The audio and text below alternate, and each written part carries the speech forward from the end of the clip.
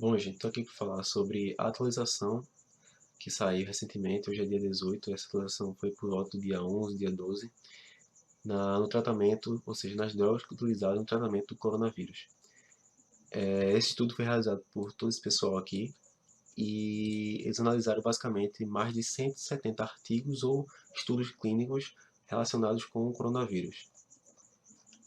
Ele vai começar este artigo explicando o que é o coronavírus, como é que ele recebeu esse nome devido às espículas ao seu redor que dão essa forma de coroa para ele, então vem o nome coronavírus, e é dividido em 4 subgrupos, que é o alfa, o beta, o gama e o delta. Mais detalhadamente, ele vai explicar como o coronavírus se liga, ou seja, o mecanismo dele de entrada, aqui está a célula, e aqui o mecanismo dele de entrada. Ele vai ter essas espículas S, que é uma proteína, que vai se ligar à enzima conversora da angiotensina 2. Daí, após entrar na célula humana, como os outros coronavírus que já existiram também, ele vai tomar os meios de produção, vamos dizer assim, de um jeito bem comunista, brincando, brincadeira à parte, ele vai tomar os meios de produção dessa célula e vai passar a toda a produção de proteína dela para que ela produza RNA do próprio Covid-19. Então, infelizmente, algumas pessoas, como diz aqui, 20% dos indivíduos infectados vão ter uma forma muito agressiva. E quem seria esse pessoal? Basicamente, são os imunocomprometidos, os idosos, pacientes com alguma complicação cardiovascular ou pulmonar, hipertensos, diabéticos, pacientes com doença pulmonar obstrutiva crônica, fibrose pulmonar, asma ou alguma doença intersticial do pulmão. Um pouco depois, ele vai explicar aqui o que é que acontece na realidade. A gente vai ser infectado por esse vírus, beleza. Após a infecção, a gente vai ter o combate. A gente não sendo imunocomprometido, quer dizer, não tendo nossa defesa imune prejudicada, a gente vai ter que combater esse vírus. Só que o que acontece? Existe uma citocina chamada citocina tempestade, que ele traz aqui como cytokine storm, que vai gerar uma resposta inflamatória muito grande. E isso vai, vamos dizer assim, é como você tentasse defender sua casa, está sendo invadida por um ladrão, só que você vai pegar uma bazuca e vai ter que estourar na sua casa. Então vai explodir sua casa, vai matar você, matar o ladrão, não serviu de nada. E além dessa citocina tempestade, você vai ter um mecanismo de trombose, que vai ser descrito mais tardiamente quando for falar dos anticoagulantes nesse artigo. Mais abaixo, ele vai basicamente explicar que não existem, nesse quadrado aqui, vacina ou tratamento específico para o alvo do coronavírus. Isso não é uma coisa incomum. A gente tem aqui no Brasil uma coisa muito comum que é a dengue. E a dengue também não tem um tratamento específico. Existe um tratamento de suporte que funciona, comprovadamente. E assim como o artigo também aqui diz, que não existe vacina ou tratamento específico. Mas até que hajam, como esse próximo quadro aqui diz, até que hajam tratamentos ou vacina específica, a gente tem que avaliar outras drogas e suas possíveis funções dentro do corpo humano que auxiliem no tratamento dele. Então você não pode estar deixando a bagunça acontecer e ficar calado frente a isso, né? Então, falando já um pouco das drogas, a gente vai ter o primeiro antiviral, que é o Remdesivir, que ele vai ter um mecanismo basicamente de quê? Vai estar lá o vírus se produzindo, pouco em pouquinho a cadeia, e ele vai quebrar a produção dessa cadeia. Ou seja, vai quebrar a produção da RNA. Então ele vai impedir que o vírus se prolifere. Ele vai citar aqui esse Wang et al., ou seja, esse et al. Sempre assim, é Wang e a galera. Ou seja, Wang, não sei como se pronuncia o nome desse cara. Então, Wang e a galera que estudou com ele, fez esse estudo, eles vão achar que o Remdesivir ele vai potencialmente bloquear o SARS-CoV-2, ou seja, o coronavírus. E a partir desse bloqueio vai impedir, como eu disse, a proliferação do vírus. E não só ele, como também esse Roche, ele vai reportar que a administração endovenosa de Remdesivir tem resultados promissores no tratamento de pacientes com Covid-19, recuperando da pneumonia nos Estados Unidos. E resumo dessa droga, desse medicamento, o que foi encontrado é que o uso dele nos Estados Unidos levou que aproximadamente 70% dos pacientes tiveram melhoras no termo de oxigenação e também muitos pacientes foram tirados da ventilação mecânica, foram extubados. Entretanto, é muito cedo ainda para concluir que o efeito antiviral do Remdesivir seja realmente limpando o clearance viral, ou seja, a quantidade de vírus no trato respiratório, nosso pulmão e nossa via respiratória. E vai precisar de outros estudos, mas ele diz ainda que sugere uma terapêutica promissora. E qual seria o principal problema desse Remdesivir? Basicamente, eu deixei aqui até anotado, o segundo problema é o preço dele, que estava aí em torno de estimado que era US$ 4.500. Eu não tenho nem metade desse dinheiro para dar num remédio caso eu pegue coronavírus. Estou aí pela aleatoriedade da sorte genética de não ter sintomas. Porque para dar US$ 4.500 é muito dinheiro.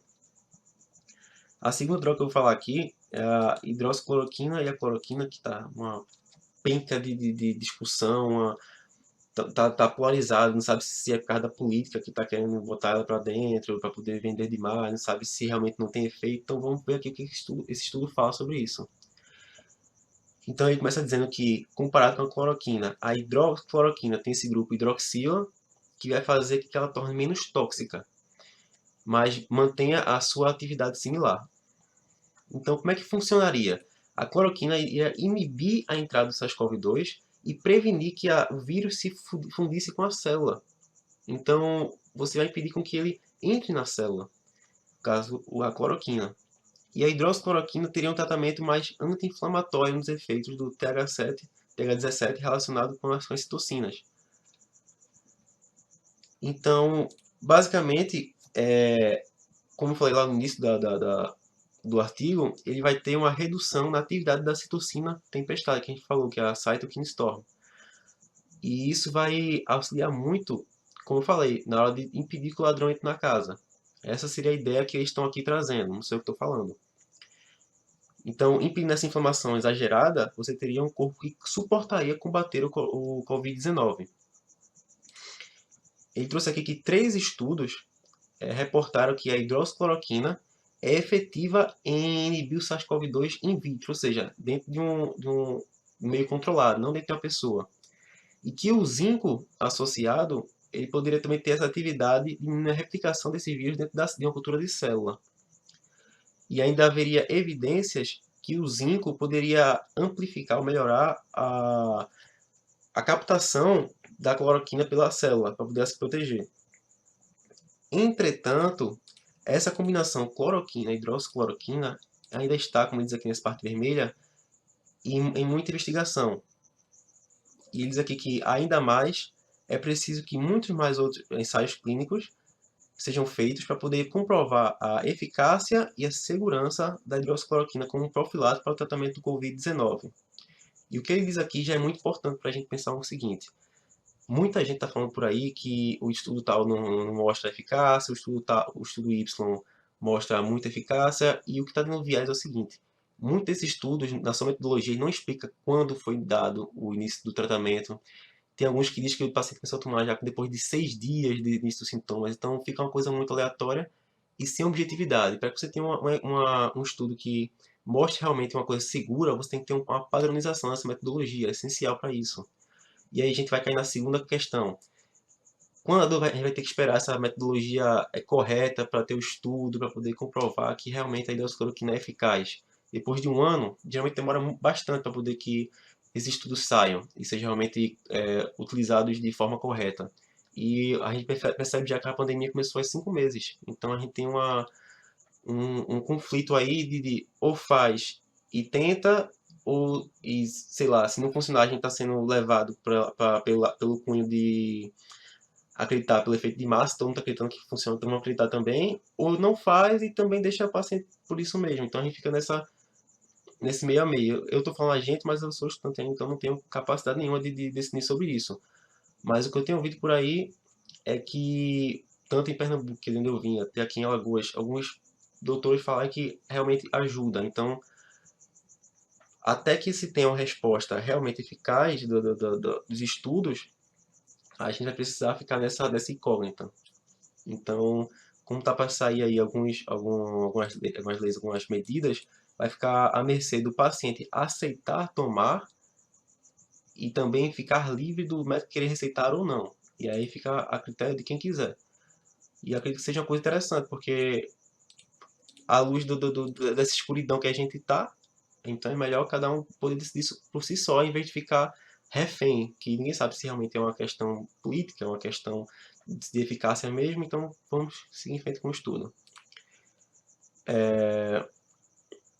Esse cara aqui já, o Tang, ele vai dizer que a hidroxicloroquina sozinha não teve capacidade de inibir a conversão da fase leve do coronavírus para uma fase grave, porém reduziu os sintomas clínicos a partir da sua propriedade anti-inflamatória e recuperação da linfopenia. Para quem não entende o que é linfopenia, é basicamente o seguinte: os linfócitos são nossas células de defesa.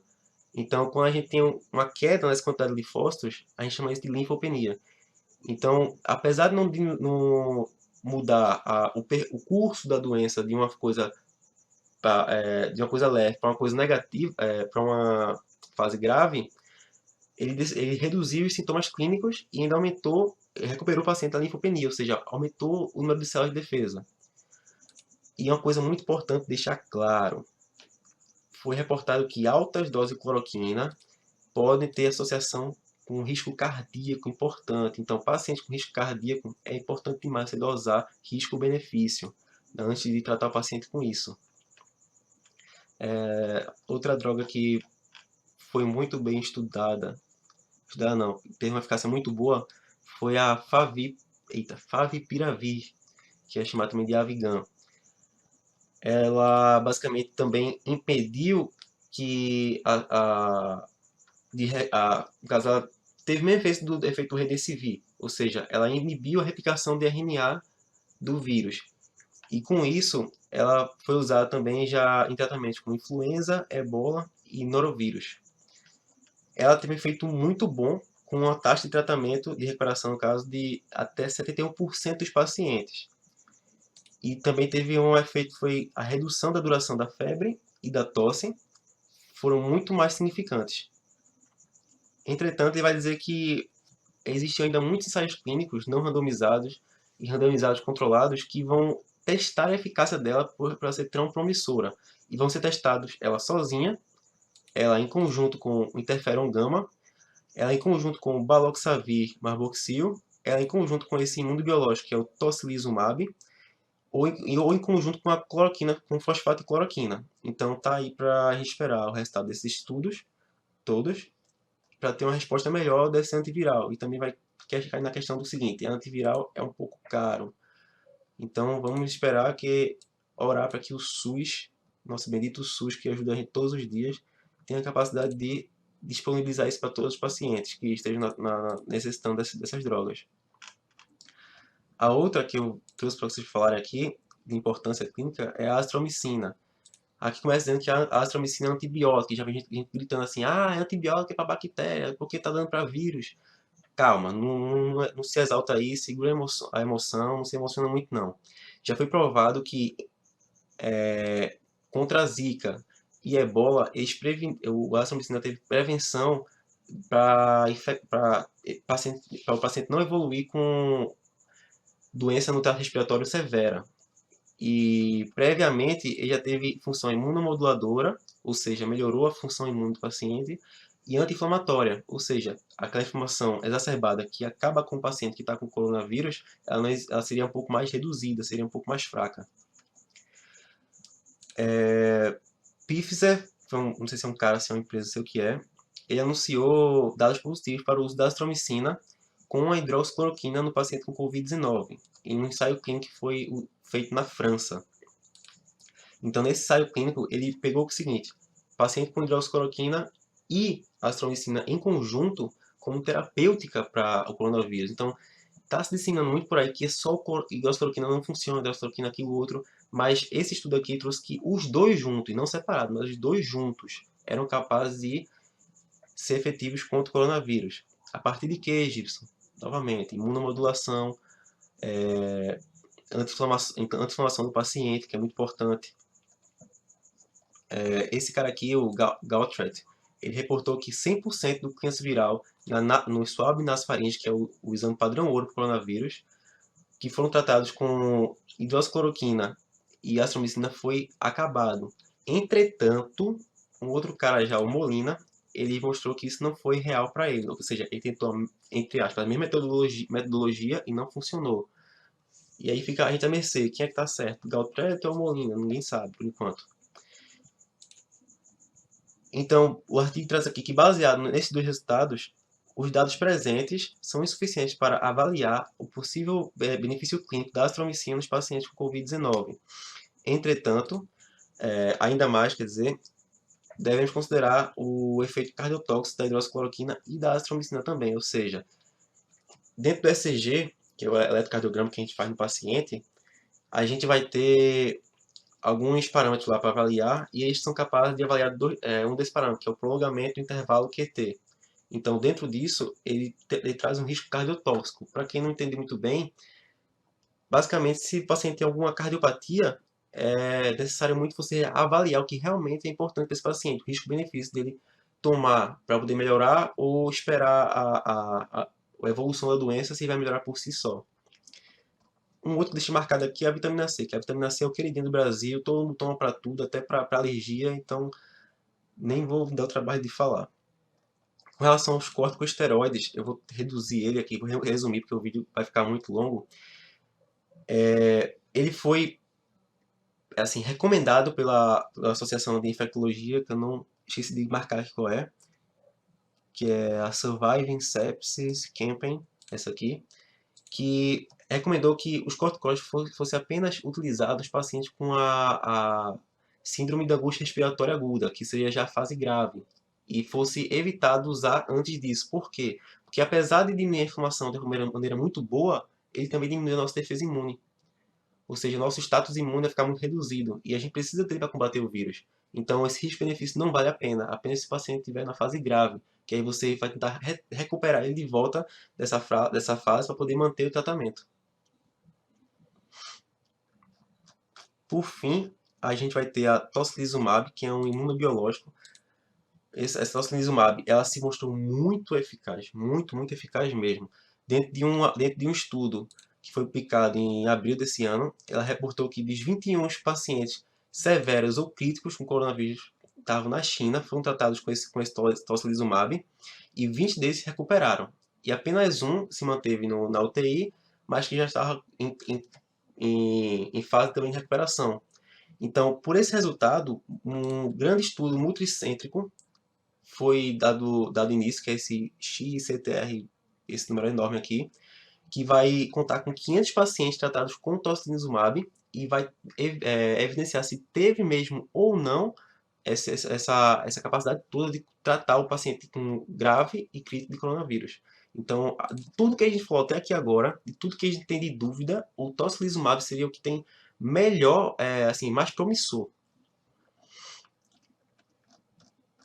Só que por último, quer dizer, penúltimo ainda, errei a ordem, a gente vai ter a niclosamida e a ivermectina. Os dois são antihelmínticos e trabalhariam em cima da inibição do coronavírus de entrar na célula, seria inibir essa entrada dele na célula.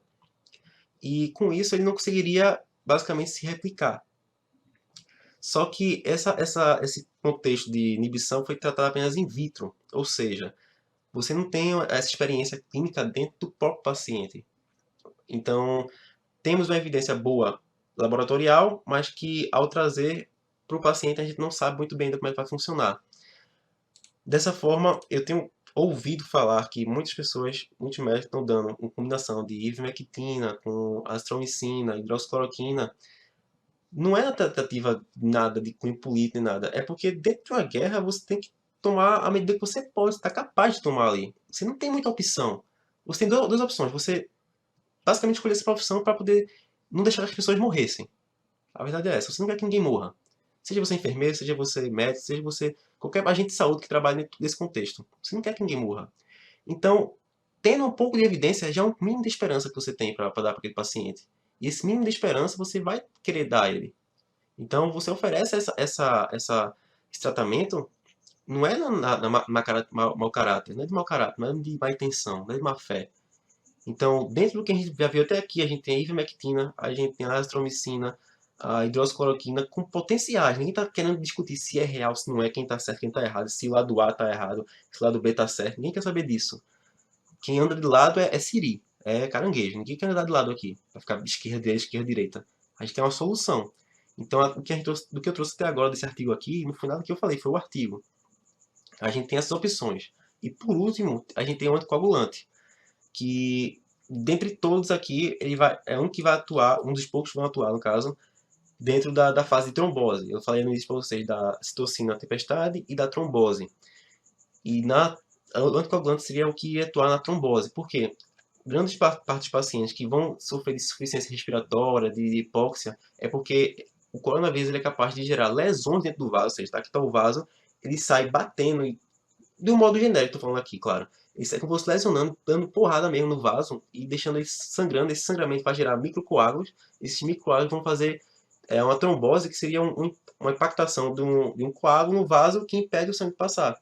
Ou seja, isso vai prejudicar a hematose do paciente. Ou seja, o que é hematose? É essa troca de gás, de oxigênio por gás carbônico. E o que ele trouxe aqui de solução seria ou a heparina ou a heparina de baixo peso molecular, duas com potenciais para poder tratar o paciente com essas tromboses. E dentro disso, ela trouxe grande referência para poder a gente diminuir paciente que sofria de hipóxia, paciente que sofria com dificuldade para respirar, que a gente chama de dispneia. E dentro dessa heparina, ela foi o que melhor trouxe assim, eficácia por também ter capacidade anti-inflamatória, como diz nesse quadradinho aqui que eu acabei de marcar. Ele tem propriedades anti-inflamatórias e dentro do contexto do coronavírus. Então, resumindo, era basicamente isso. Está aqui para eu dizer que eu menti as 175 referências que esse artigo traz. Desde já peço desculpa se eu falar uma coisa errada. É a primeira vez que estou gravando um vídeo, é o primeiro vídeo do canal, então a gente acaba se confundindo um pouco com alguns termos, algumas coisas. E eu tentei trazer não do contexto muito técnico, mas para o prático, para você poder entender melhor. Então, dentro desse contexto prático, eu posso ter até feito uma analogia não muito boa, não muito assim, da melhor forma possível. E é isso. Se você acha relevante, você acha que é útil compartilhar com as pessoas essa informação, aqui está o TAD mais atualizado. Hoje, dia 18, eu vi uma reportagem sobre um grupo israelense, eu acredito que estavam já numa fase final de produção de uma vacina, então nada certo ainda também. E eu peço para que, no sentido de vocês não ficarem compartilhando esse cunho político tão grande, porque, de verdade, o paciente que está no leito lá, está passando mal, basicamente tá sufocando com o próprio sangue, tá difícil para ele a situação com uma doença. A última coisa que ele quer saber é se o lado A ou o lado B está certo. Ele quer uma solução para aquilo ali, e ele quer sair dessa doença bem e poder voltar para a família dele. Tem tantos médicos que estão aí, que eu conheço há 60 dias já, há 75 dias sem ver a família, só vivendo dentro do hospital, poder tratar os pacientes e não levar a doença para outra pessoa. Então, dessa forma, refriso aqui, reforço aqui a mensagem de fique em casa, que você puder evitar, para não sair todo mundo de casa, para ir para o mercado, vá sozinho, vá uma pessoa só, faz uma lista. Tenta, da melhor maneira possível, evitar a propagação desse vírus. O que a gente tem de certo hoje é ficar em casa com a medida melhor para você evitar a propagação do vírus. E a gente tem essas esperanças aqui medicamentosas que podem ou não dar efeito, mas, como já diz o ditado, é melhor prevenir do que remediar. E até também é muito mais barato e muito mais assim, tranquilizante. Você não quer estar perdendo dias e dias dentro do hospital ou dentro de casa com esses sintomas, que não são tranquilos, não são legais. É coisa muito pesada mesmo, de relatos que eu já ouvi de gente da família, gente que não é da família, amigos, enfermeiros e tudo mais, que tá pesado, é uma coisa que não é tranquila. Então, muito obrigado e espero que não tenha feito nenhuma polarização. Se eu tentei, se eu tendia a parecer mais politicamente posicionado para um lado, ou quis, como posso dizer assim, quis dizer que algum medicamento é realmente muito útil, não, tentei apenas mostrar o que estava aqui no artigo. Eu espero que vocês possam entender isso. Obrigado.